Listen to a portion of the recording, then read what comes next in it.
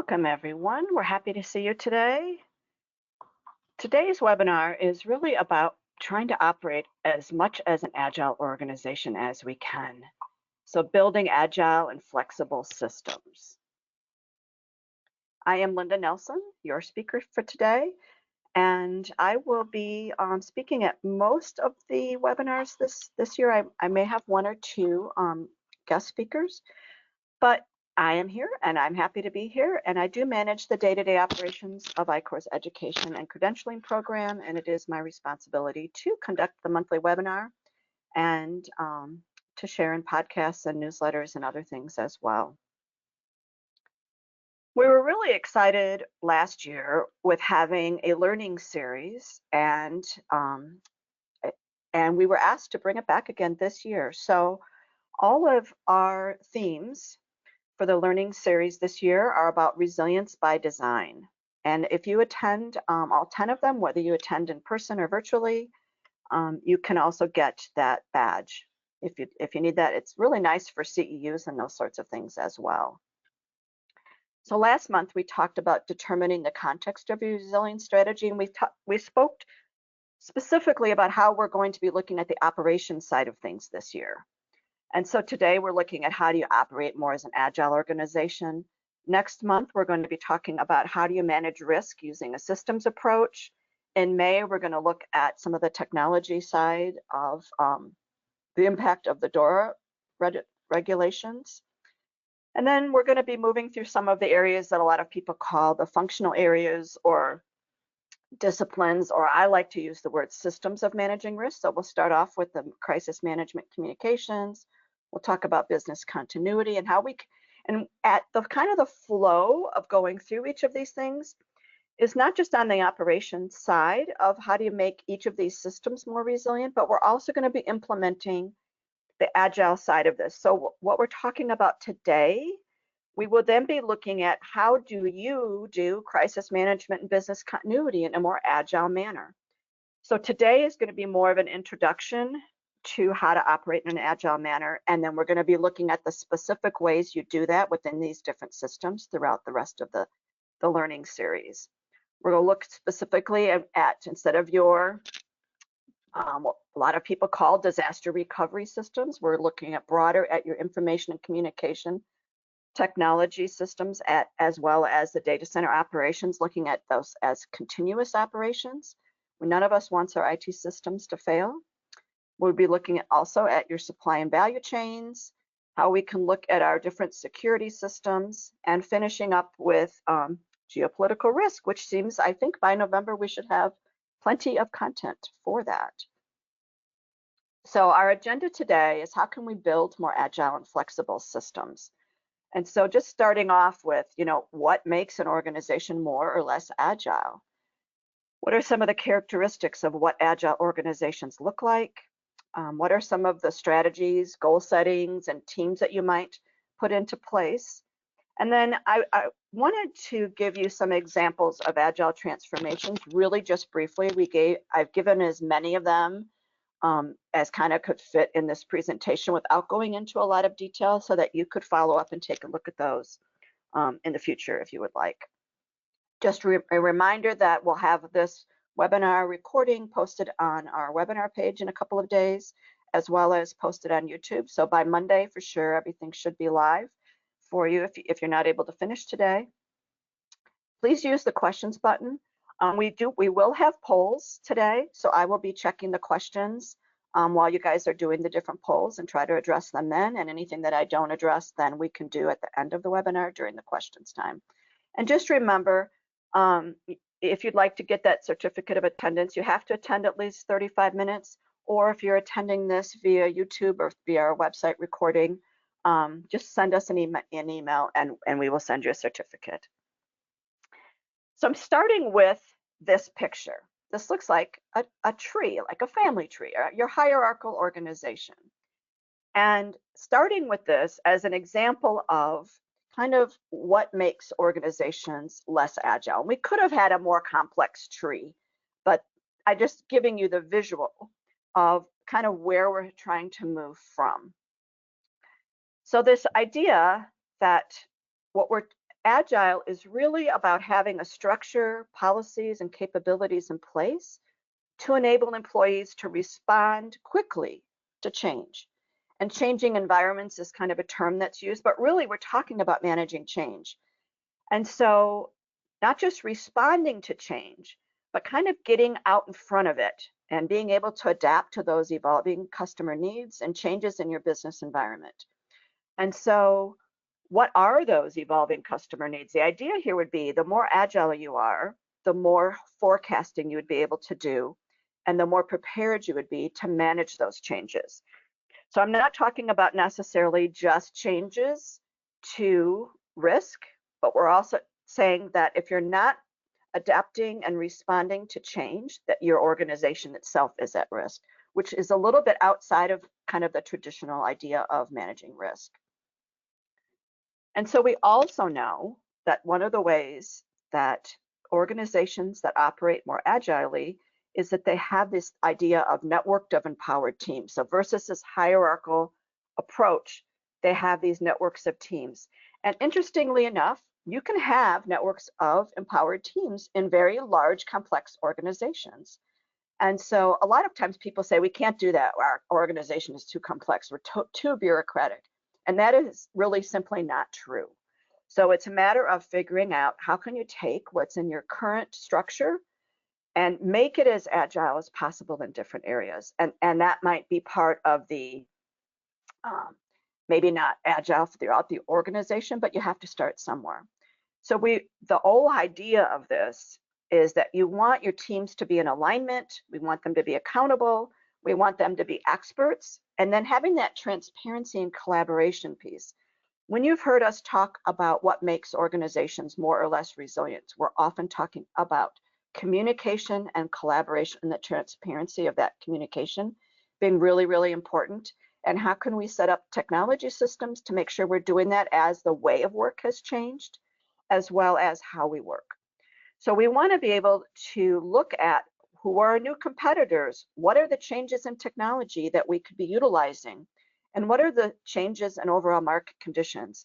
If your organization isn't looking at the impact of tariffs on your organization, by now you should be, because we're talking about change. And I was asking a friend of mine whose husband was interviewing for a job. He sells wine and he works for some of the major wine companies, and he was up for a new job and they just said, nope, we're no longer hiring because we don't know how this all these tariffs are going to impact the import and exports of our wines. And so there's a lot of industries stuck right now, frozen, trying to consider that. And so this is part of not just being reactive, but trying to get ahead of what is this going to mean. Maybe it's not impacting us now, but we need to consider it in the future. And what the idea here is, we're talking about more or less resilient organizations, are those organizations that are able to transform themselves and to grow under all conditions. And this looks at how we do things from product development to meeting customer needs, and just how we operate as an entire organization. So I want to step back just a minute and look at what do we mean by change and why do we need agile. So I am not an advocate of using adverbs or adjectives to describe things, but now it's becoming very common to say these aren't just uncertain times, they're extreme uncertain times. So what does that mean when people say that? Well, that what's happening is novel. It's not something that happens all the time. I heard someone talking yesterday at a meeting we were in, and I might not say this right, because I always get risks and threats kind of backwards, and I'm sorry about that. But this idea that they were from Florida, and they said, we know we're going to have a hurricane, so that is not a risk. We just plan for that. It's not something unexpected. It's not novel. So what are some of those things that are novel that can cause extreme uncertainty? Well, I brought up the tariffs just because it's something that we're thinking about, and that this is kind of a novel thing. It's something we haven't experienced before. Also the magnitude. So having where we're seeing, weather being things that are happening that are having a bigger impact, and they're longer and they're happening more often. So the kind of that magnitude piece where we're like the pandemic we've gone through other times where illnesses have impacted us, but the duration of that and the magnitude of it being moving from something local to a pandemic would be a part of that. And that again ties to the duration. Sometimes we can handle things that happen for short periods of time, but we really get worn out when they happen for a longer time. And then just the pace of change. So because of all these things, we have to rely on technology more and more. So we're all, using AI, using whatever technology tools that you have at hand to help you to stay more innovative and to stay competitive. And we have to do that in order to navigate and adapt. So we're going to talk a little bit more about technology. The other piece of this is, I'm sure if you're in any areas that manage risk, you've talked about this VUCA environment or however you want to call it, but I call it, I usually just say VUCA, whether you're supposed to say VUCA, I don't know. But this idea of volatility, that we're up and down, we're not sure what's going to happen next, that we're uncertain of what's going to happen next. So it makes it very hard to predict what's going to happen next because of that uncertainty, that volatility. It actually makes it more uncertain. We can't make those predictions and that forecasting. Also, things are very complex. So it's not really easy to see how to get to A, B, and C. We're kind of stuck wandering around to see what would be the best thing to do, which kind of ties then that volatility and that uncertainty and complexity makes it ambiguous. And so how do you make decisions when you're living and working in that kind of environment?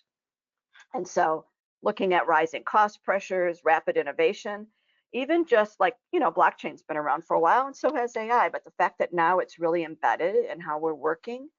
And I want to use the word kind of fickle, where our customers, most of them, we see a lot of them online, have become more fickle. They're having changing preferences. They're easily influenced by things, and even just keeping long-term customers sometimes has been a real challenge. And then having, disruptive competitors that are coming in and intentionally disrupting what you're doing.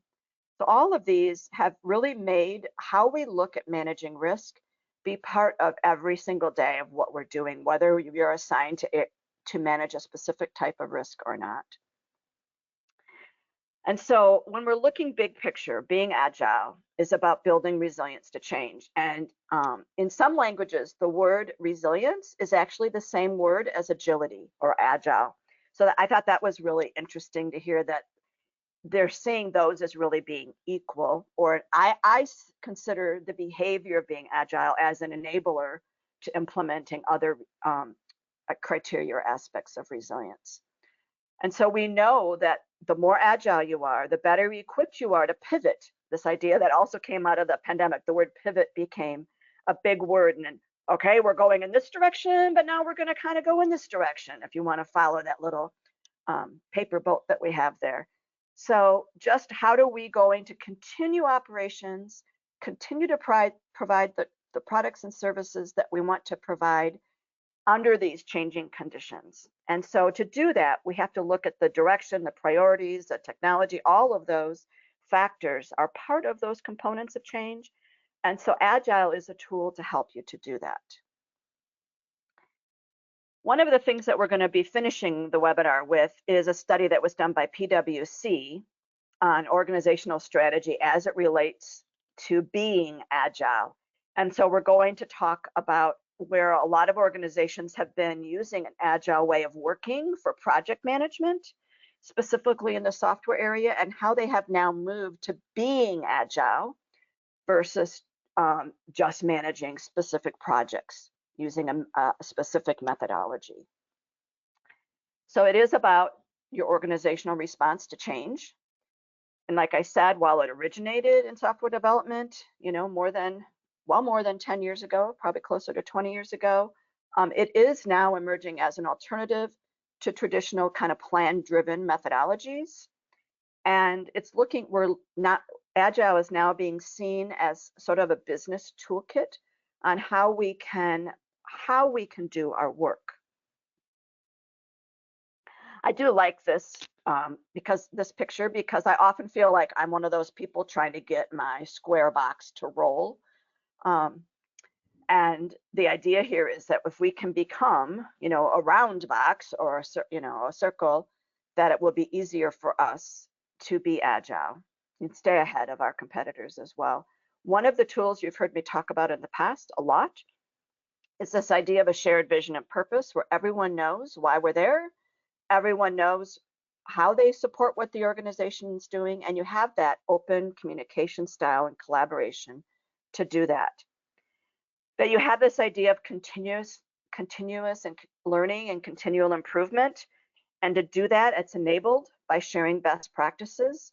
So when we talk about, really workforce resilience and how people work and communicate, this idea that we have that collaboration and that sharing so that we can learn from each other, and that the organization is seeking, obviously, to improve the effectiveness and impact of how that work is completed. I think every organization is trying to do that, not just agile ones.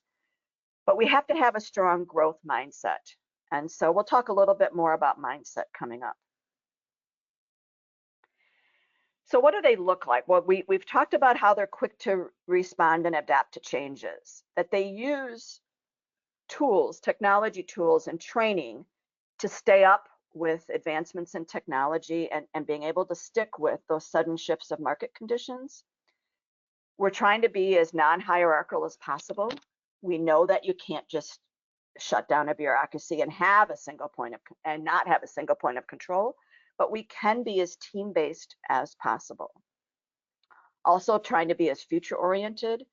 And so how can we look into the future as much as we can, and even with all the uncertainty we have, and make some plans to, if this happens, this is how we can react. If this happens, this is how we can react. So I'm not saying throwing away plans. I'm talking about looking at how you plan and making sure that every team member's a part of that agile organization and understands, again, how they make important contributions with their work and what your role is.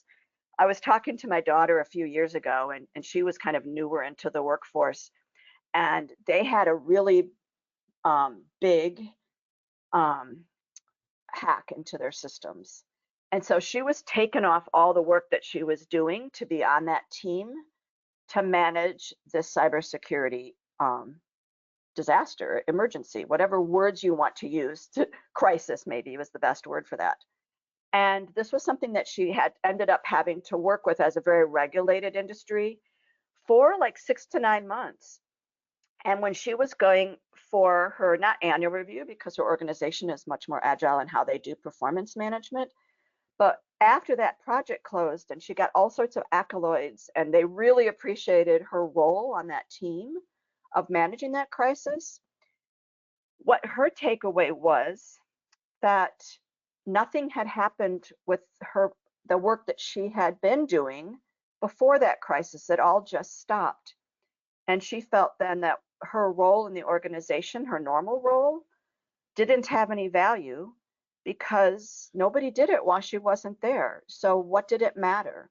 And that opened a really interesting conversation for her with her management, because they were just had never even considered that, because they were busy thinking that what a great job she had been doing, which is why they picked her for this crisis team.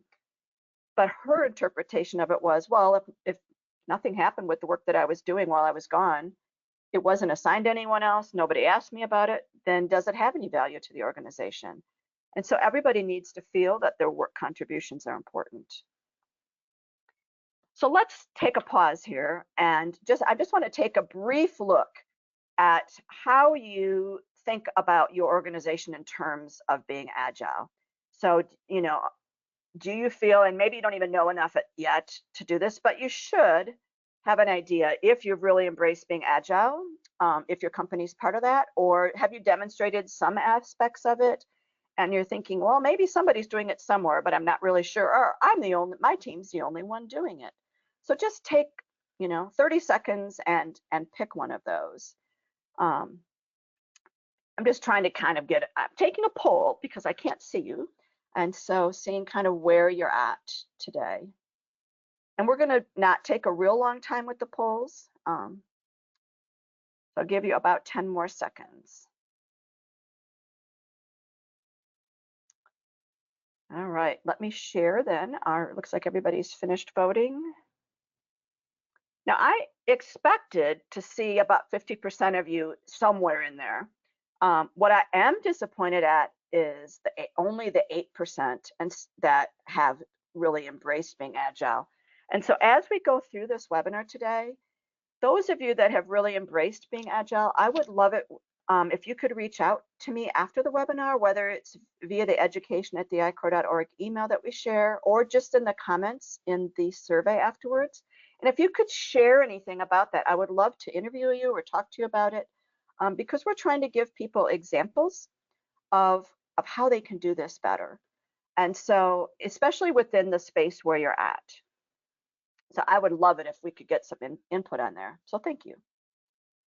So let's look at what are some of the things that organizations do that are more agile. And the first thing that they do is they understand the importance of a diverse talent workforce. I know that some parts in the news these days, I'm not talking about DEI, whether you're for that or against it. What I'm talking about is you need a diverse workforce. We can't have everybody on a team or in the workplace, especially in leadership, that all is the same groupthink mentality. Each of us brings something new and different to the table. We all have different experiences. We all have different skill sets, and we need to have a voice at that table to understand, because our customers are diverse, and we can't manage that if we don't have a diverse workforce. So it's about the people. It's about the employees, and we know that employees drive that change, they make that input, and they deliver that value. So if you're going to have high workplace performance, we need to have diverse, talented, and a resilient workforce that excels in that face of change. And I am giving you a warning that if I lose, I'm in the middle of a thunderstorm here in the Chicagoland area. So if for some reason I lose my internet, I will record the rest of this and send it out to you. So I'm just giving that heads up. I'm trying to get ahead of the quote forecast, which is right now a big downpour with some thunder and lightning happening. We also need leaders at all levels who make timely and smart decisions. They need to be, here we kind of look at well thought out decisions, but we need you to make them quickly. And so you can't do that if you haven't considered decisions that you might need to make in the future. And so looking at both, how do you manage decisions for performance management as well as during some sort of crisis time? And notice this little red paper airplane there is not coming from top management. We're talking about leaders throughout the organization who need to be able to make decisions. And you can't make decisions if you haven't thought about them ahead of time. And this is where a lot of our crisis kind of playbooks come into play. Some of you that know me know that my dad died in an explosion at his place of work, and interestingly, it was at a school. And interestingly enough, I was interviewing them afterwards about how they were able to come through that so quickly. And in their crisis playbook, they literally had that they had a custodian who died at work, and that custodian actually died falling at work from a ladder and having a workforce injury. But they used that planning for how they responded to actually having they had two people die in that explosion, but they used that planning. So this idea of having these different scenarios all throughout the organization as to what could happen and how might we manage that becomes your cornerstone for being able to make those timely decisions, because you've thought through those ahead of time. As you know, with agile project management, everything has to be customer focused. So no matter what, we all should be customer focused, no matter our role in our organization. Even if you're part of the services part of your organization and you're providing services to people within your organization, you still need to be looking at what do our customers expect from us, what do they want from us. So understanding those needs and expectations, and then looking at, if we're not creating value for what we're doing, it's going to impact our performance. And so no matter where you are in the organization, that you're looking at being as customer centric as possible. We also need to leverage technology. Technology is there to serve us. I have lots of examples of how sometimes technology stops us from getting our jobs done, whether it's security systems that don't allow you to actually be able to access what you need as they're trying to protect your systems. And so trying to have technology that works for the employees as well as for our customers. And when our technology plays a strong role in that, the employees are engaged and our employee experience is good.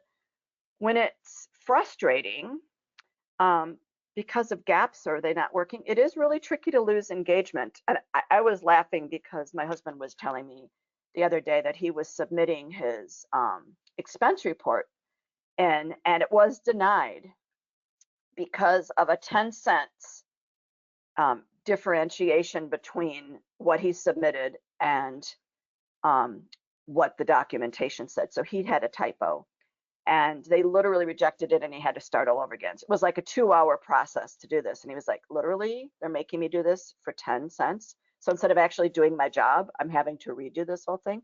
And I just said to him, well, why didn't you do it right in the first time? And he's like, this isn't the point. So they've automated this so that there's no human actually looking at what's submitted to say what's within reason. So, I'm giving you kind of a silly example, but we all have examples of how technology helps us or how sometimes it slows us down. Excuse me. We all need dynamic teams, but notice that these teams, they're maybe not being able to collaborate very effectively because they're sitting in their own little silos. So trying to get us out of our silos and promote and communicate cross-functionally. And this is where we get to, we can't share knowledge and information if we can't communicate. At first, at least you need to be able to share knowledge and information within your silo, but we're hoping that you can also get out of your silos to do some of that work. Because we know that teams that collaborate effectively and that are quick to adapt to change are the ones that are going to be more successful. And those for cross-functional teams really empower continuous learning and everybody working towards that shared purpose or goal. It really builds on why are we here, what are we doing, and how can we work effectively to get there. There are what they're calling here kind of 3 levels of agility, and they're kind of using these 3 A's. So we'll go with the A's, or not, I'm sorry, the next one is more about A's, but kind of this strategically. So where top management might be able to seize game-changing opportunities because of your environment changing. Now all of a sudden you can see opportunities. We saw a lot of that during the pandemic, but I would also expect that there's some opportunities that are coming as we're kind of panicking maybe in some industries about some of the impacts that we're having financially, that others are saying, oh, this is an opportunity for us to grab onto something. Also looking at your portfolio, one of the things that more resilient organizations do is they're able to shift their resources quickly. So having that capacity to shift the work that you're doing based on changing customer needs. And then on the operational side, how can we exploit new revenue? How can we look at cost-cutting opportunities within the existing core business that'll actually give us some operational agility as well? Here's where we come to the A's of agility. I've been talking about anticipating. We know that we're going to have change. And so how can actually your organization be the disruptor? This was kind of a different phase of this, is looking at, we're always worried about being disrupted. How can your organization be enough in front of change to be the disruptor to other competitors in your industry? And so this means being able to look at our talent pool. How can we streamline our hierarchy and our teams to be more customer friendly? And how can we just be more introducing change regularly in a kind of a planned manner with our people so that they get used to this is the way we work and this is okay. So it's not something that we're afraid of. We need to be able to adapt. So here we're again talking about breaking down those rigid silos and hierarchies to instill kind of that collaborative spirit that we're all on the same boat, all working in the same direction.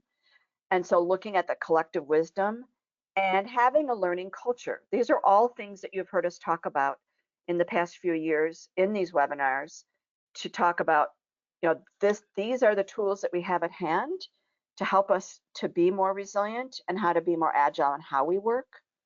And then we have to act. So what are the specific areas? And this is where, if there's one takeaway that you have from today, would be, how can I act in where I am in my organization to be more agile? What kind of impact can I have personally or with the teams where I sit on, to really empower those people and to figure out how we can get things done in a more agile manner. So now we're digging down a little bit deeper, and we're talking about culture things. So people management. We know that if you're working in a more agile environment, we're asking a lot of people, from just doing kind of your thing from day to day, just let me alone, let me do my thing, let me stay in my lane, to saying, we need you to move over here and do this. Now we need you to move over here and do this.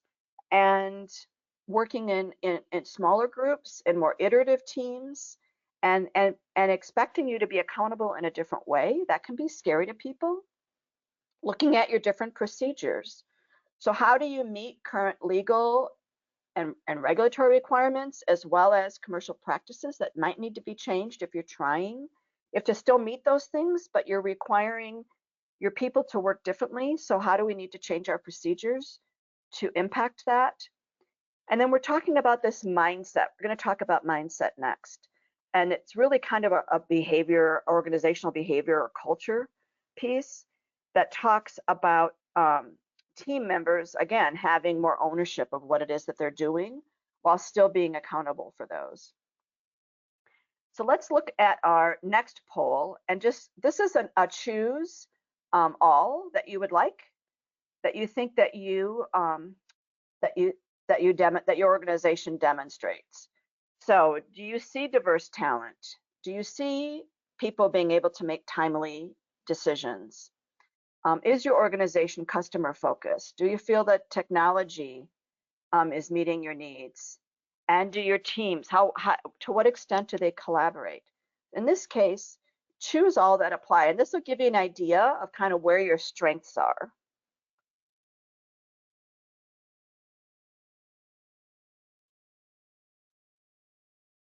And we'll give you about 10 more seconds.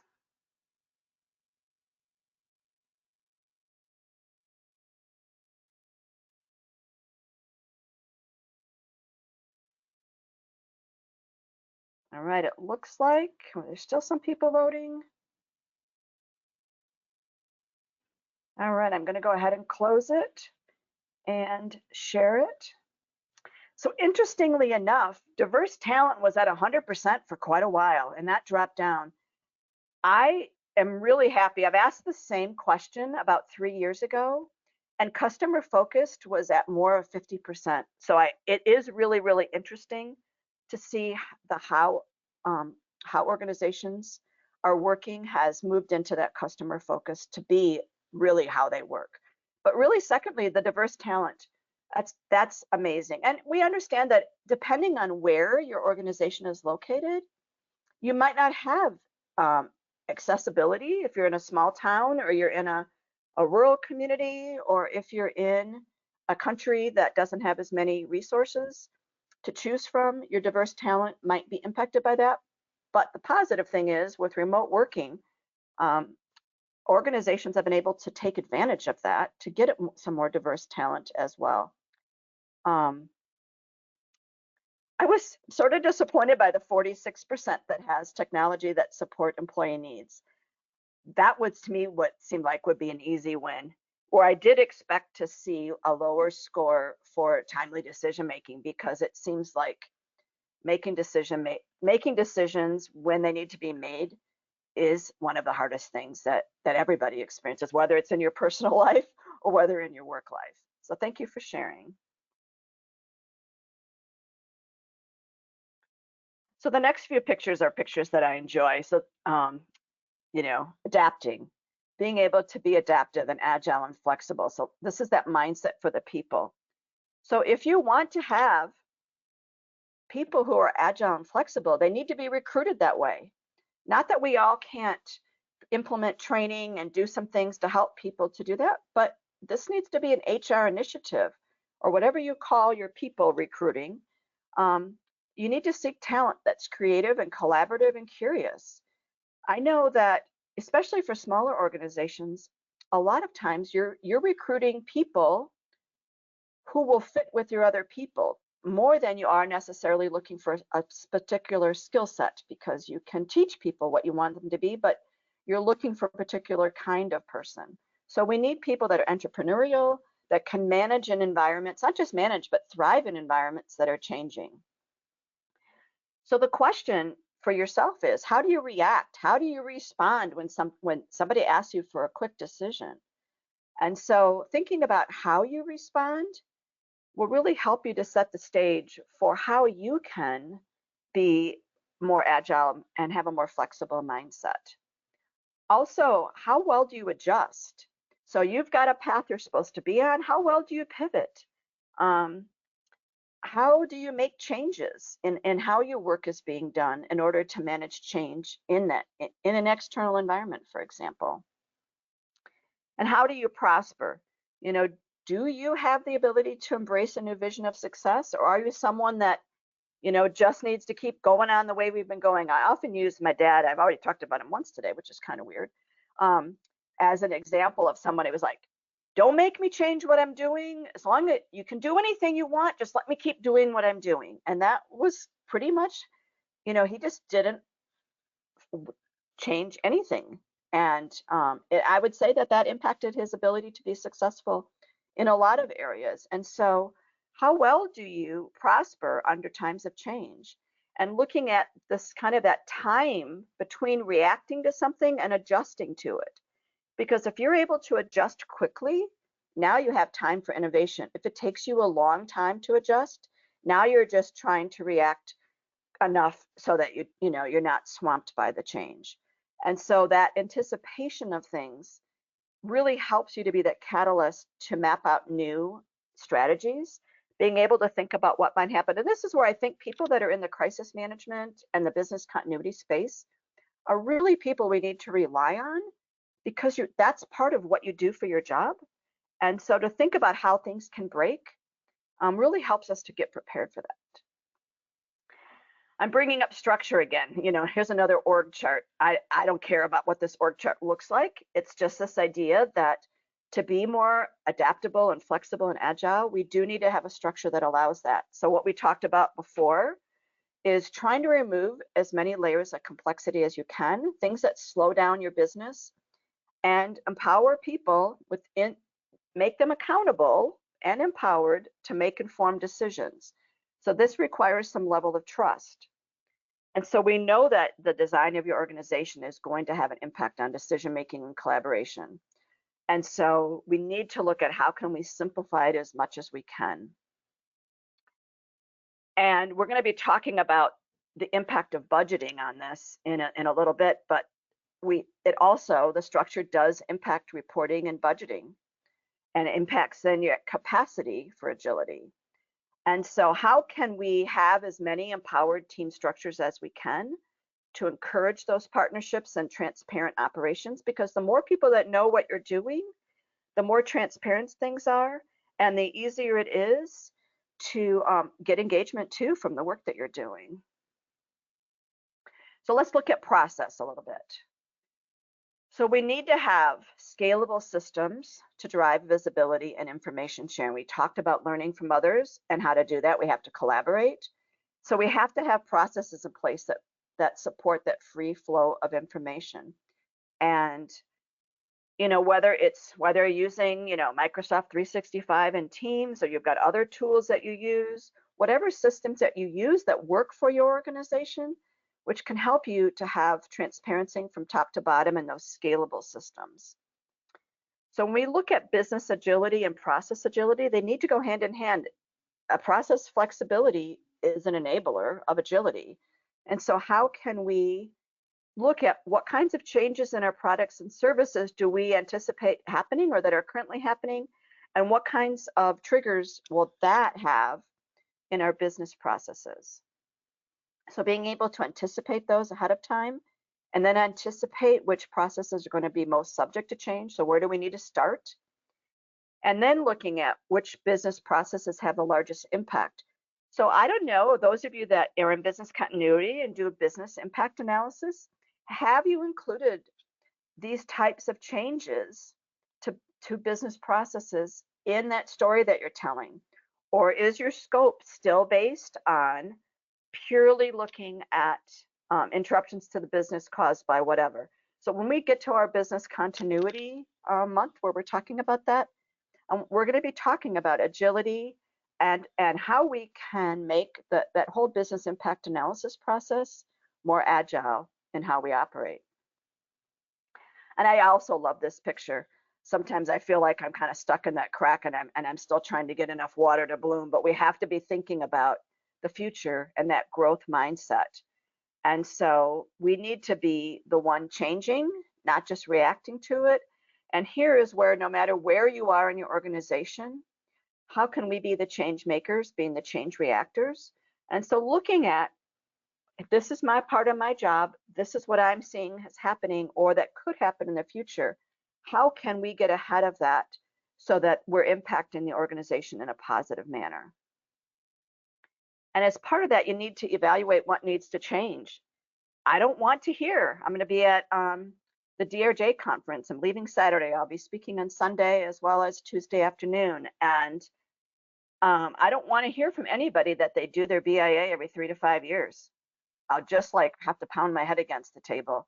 So you need to be looking at how do you do your jobs and how do you evaluate what needs to change and to get ahead of those. So we'll talk a little bit more about, you know, objectives and key results as part of setting goals for performance management and some of those other things.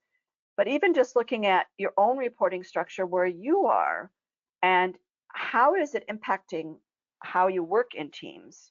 And then look at how can we modify that within our own space where I have my own authority or I can, you know, reach out to the people that I report to recommend some areas where we could change before instead of waiting for something to happen to react to. To do that, excuse me, we need to have strategies and ways to set goals.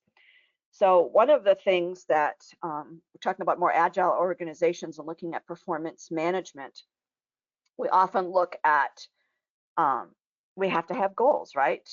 But sometimes those are set, and I'm hoping not so much anymore, on an annual cycle where you might have some things that are annual, but sometimes they're very private and they're reviewed within incentives.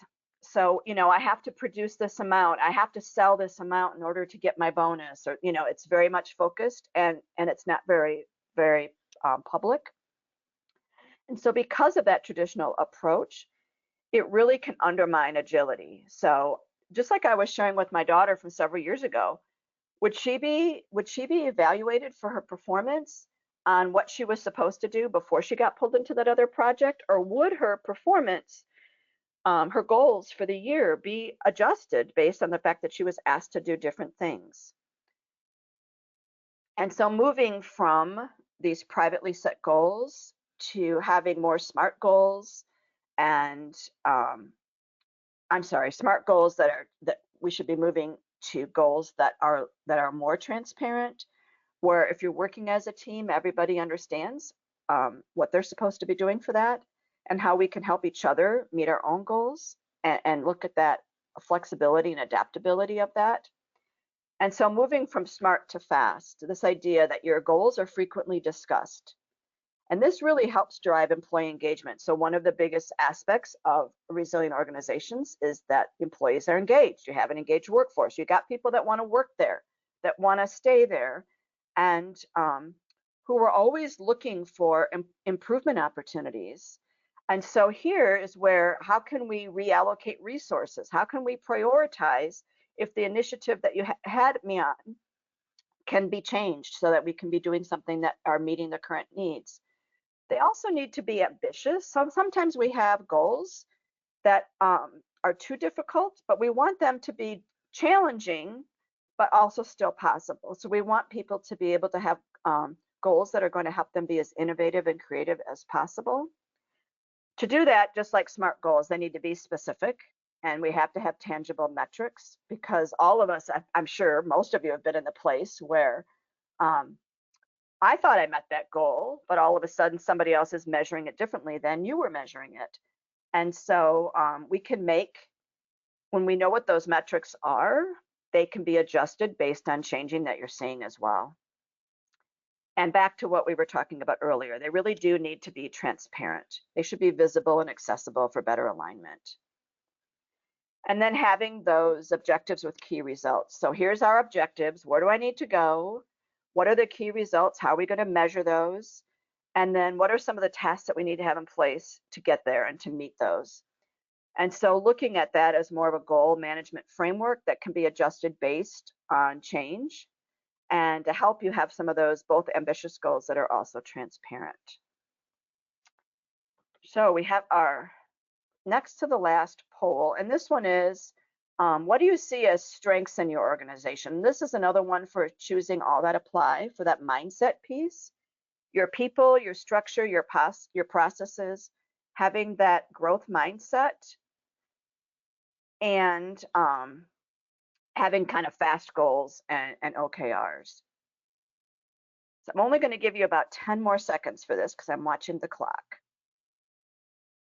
So choose all that you think that your organization does, that you think they're doing as a strength.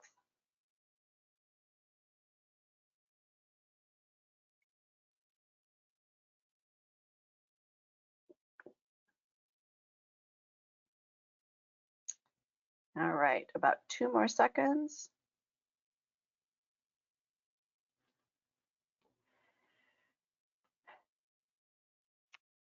So the strengths in your organization said people, which also is interesting because you kind of gave the people, the diverse workforce, a high score as well. I would expect that the structure would be the hardest. That literally, and we're going to look at this study by PwC in a minute or two, that is where people struggle. And so, but I'm also excited to see that more than 50% of you, 65%, talked about the growth mindset. But the key thing is that if we're still using the old performance management tools and systems, it really does impact how your organization engages people. So I'm sorry, I didn't share. I should have shared it. So we have 90% for people, 35% for structure, 40 for processes, 65 for growth, and 10% for the fast goals and OKRs. The polls are really for you to help you think about your organization as how you're operating. So I want to now move to kind of the emerging trends. So at the end of 2024, PwC hired an organization to do a study for them on emerging trends that's specifically tied to being agile. And so you can see across the bottom that, agile project management, the black line, has been available for a long time. And you don't really see much of a change for that, really a little bit of a bump in 2022. But the fact is that companies that have implemented Agile are there. What we are seeing, though, is a big move really starting in around 2018. And again, 2022 was interesting. Maybe everybody was coming back from COVID and redoing things. And now we're seeing kind of people going back to the way they were working before. But this idea that being agile, getting that agile mindset, having that agile leadership, your whole organization operating more agilely is becoming more. You're seeing that happening more and more. And so moving outside of that traditional kind of conventional notion that it's only about software development process and really moving towards a much more comprehensive and holistic operating model. I'm sure most of you are familiar with the agile ways of working, all the different methodologies and tools that there are for that. This then builds on kind of the government structure for that. So decentralizing that decision making to enable that speed, flow, and scaled value creation. So how do you do that with your roles, your resources, your teams, how you manage your portfolios and your interdependencies? And of course, finally, the culture and leadership piece. So having that, the leaders of your organization actually engaging in this and providing the proper governance. This looks pretty typical to any other operating model of, your operations at the bottom and having the governance and your leadership. What they have found is that when you're looking at kind of transforming to having your whole organization operating in an agile way. That again, the first level, the agile way of working, that they're looking at team structures and processes and tools, is the most mature. So a 94%, people have completed that, where you have others that are just getting or not even getting started. The governance side, interestingly enough, is where things break down.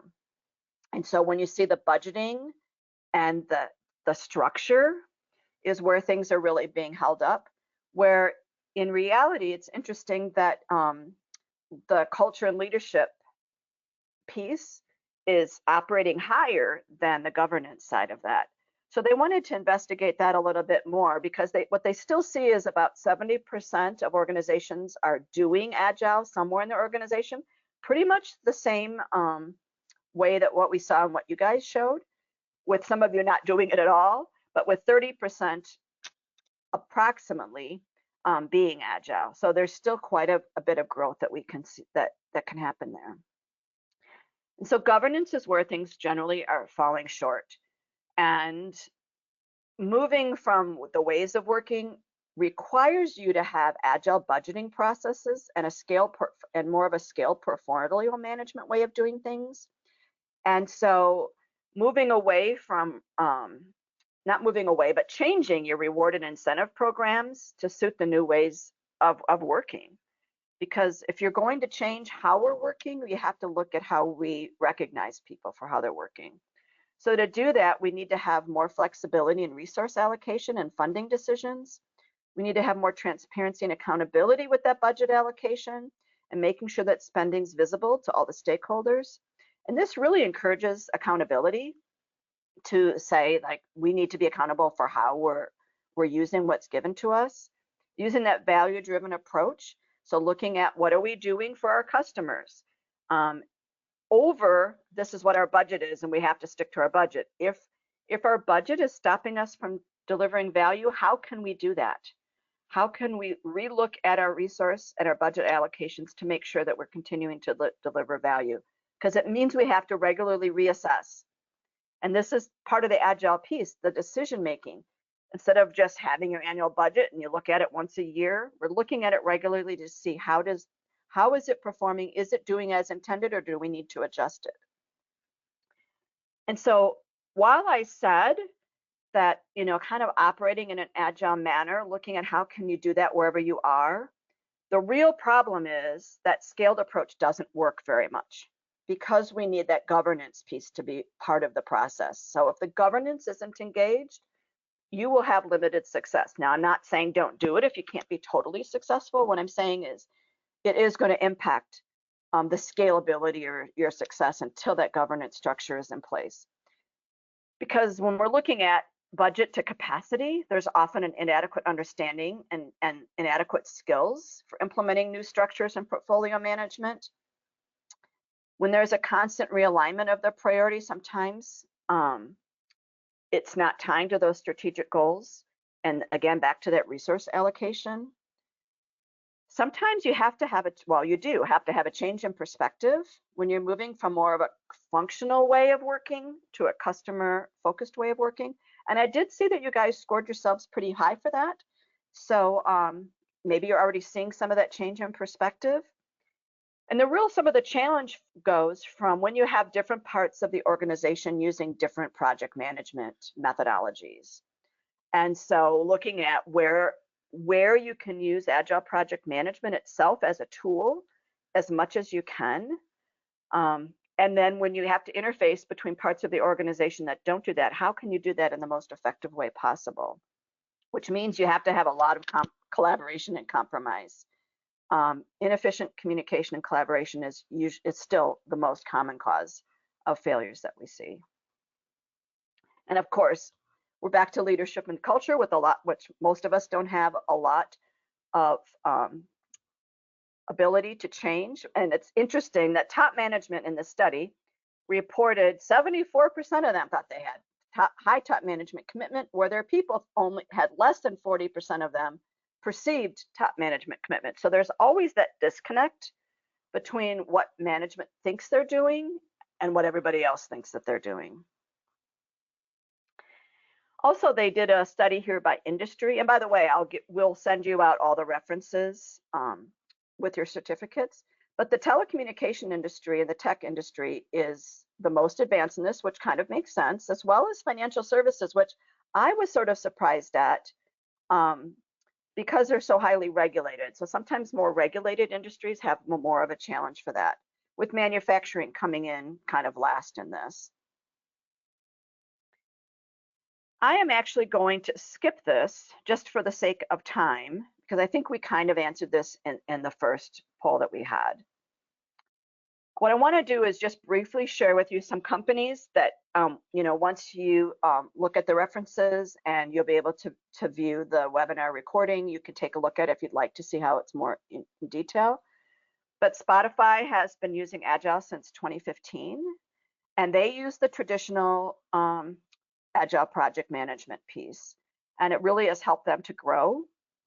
What I really thought was really interesting for Parker Aerospace, highly regulated, and their management was trying to figure out how could we implement this somewhere. And so they decided to use it to put their maintenance functions into their software, and that is where they decided to do that. The Deutsche Bahn used it to help create their railway.